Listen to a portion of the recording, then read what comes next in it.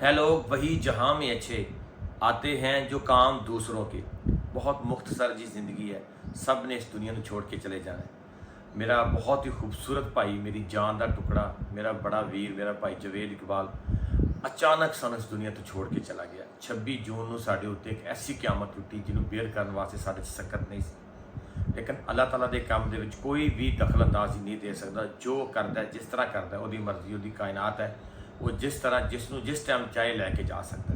ਮੈਂ ਰਿਕਵੈਸਟ ਕਰਾਂਗਾ ਤੁਸੀਂ ਵੀ ਸਭ ਆਪਣੇ ਪਿਆਰਿਆਂ ਦੇ ਨਾਮ ਤੇ ਇਸ ਤਰ੍ਹਾਂ ਦੇ ਫਲਾਹੀ ਕੰਮ ਕਰੋ, ਜਿੱਥੇ ਮਰਜ਼ੀ ਕਰੋ, ਜਿਸ ਮਰਜ਼ੀ ਫਾਊਂਡੇਸ਼ਨ ਦੇ ਨਾਲ ਰਾਬਤਾ ਕਰਕੇ, ਜਿੱਥੇ ਤੁਹਾਡਾ ਦਿਲ ਮੁਤਮਿਨ ਹੈ ਤੁਸੀਂ ਉੱਥੇ ਜਾ ਕੇ ਉਹਨਾਂ ਨੂੰ ਰਾਬਤਾ ਕਰੋ।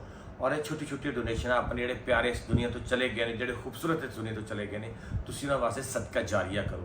ऐसे काम जरूर करो जिन्होंने की वजह तो उन्होंने रूह को सवाब मिले। सदका जारिया की होंगे? कोई मस्जिद बनवा दो, मदरसा बनवा दो, स्कूल बना दो, यतीम खाना बनवा दो, न पानी का बंदोबस्त कर दो, किसी की जिंदगी सहूलत पैदा कर दो।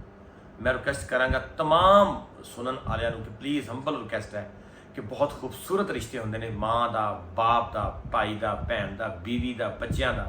हंबल रिक्वेस्ट है तुसीं इन्हां वास्ते जरूर फलाह के काम जरूर करा करो, इन्हां दे इंसानियत का भला हो सके। सब तो पहले जनाब अली अरशद हुसैन लेट, अल्लाह ताला इन्होंने जन्नतुल फिरदौस आला मकाम अता फरमाए।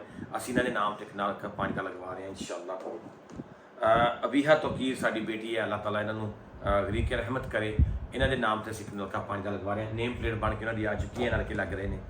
और उस तो बाद मुहम्मद फहद हुसैन, फहद भाई तो मेरे अल्लाह ताला इन्होंने लंबी जिंदगी अता करे, तंदुरुस्ती अता करे, सऊदी अरेबिया होंगे ने। फहद भाई थोड़े नाम से भी असीं एक सदका जारी एक नाका लगवा रहे हैं, अल्लाह ताला थोड़ा कबूल करे।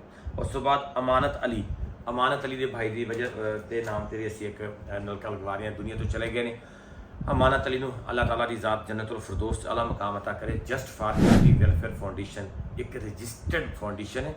तुसी काइंडली जरूर साडा राबता करो। साडा मोबाइल नंबर बड़ा ईजी मिल सकता है तुहानूं।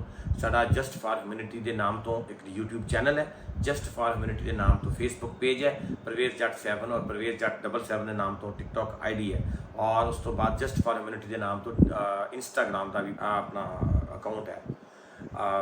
अगर तुसी राबता करना चाहते हो, तुसी डोनेशन देना चाहते हो ऑर्फन बच्चों वास्ते, स्पैशली जिन्होंने वास्ते असीं स्कूल बनाया, दस्तकारी स्कूल बन रहा है, ऑर्फन बच्चों की रिहाइश बन रही है, वो मुखैर हजरात जिन्होंने अल्लाह ताला की ज़ात ने नवाजिया है, जिन्होंने अल्लाह ताला की ज़ात ने बहुत अता किया है, अल्लाह ताला की अता करदा नेमतां दे विचों उन्होंने लोगों वास्ते जरूर हैल्प आउट करो जिहड़े तुहाडी हैल्प के मुंतजर ने, हकदार ने और बेचारे गुरबत की लकीर के नीचे जा चुके हैं, उन्होंने कोल कोई इनकम सोर्स नहीं है। मैं रिक्वेस्ट कराँगा उन्होंने लोगों के वास्ते, इस बहुत बड़ी नेकी है, बहुत बड़ी नेकी है। 0301 46605 तुसी मेरे नाल WhatsApp पर रबता कर सकते हो। और सैकेंडली इस वीडियो को ज़्यादा तो ज़्यादा शेयर करना है। हंबल रिक्वेस्ट है जस्ट फॉर ह्यूमैनिटी जिहड़ा साडा फेसबुक पेज है, ये तकरीबन 1,70,000 के करीब फॉलोवर ने, इनू ज़्यादा तो ज़्यादा शेयर करना है, सबसक्राइब करना है, लाइक करना है। और ये वीडियो तुहाडी वजह तो अगर किसी ऐसे मुखैर लोगों को चली जाती ने तो फलाह का काम हो रहा है। अल्लाह तो सिवा कोई नहीं है।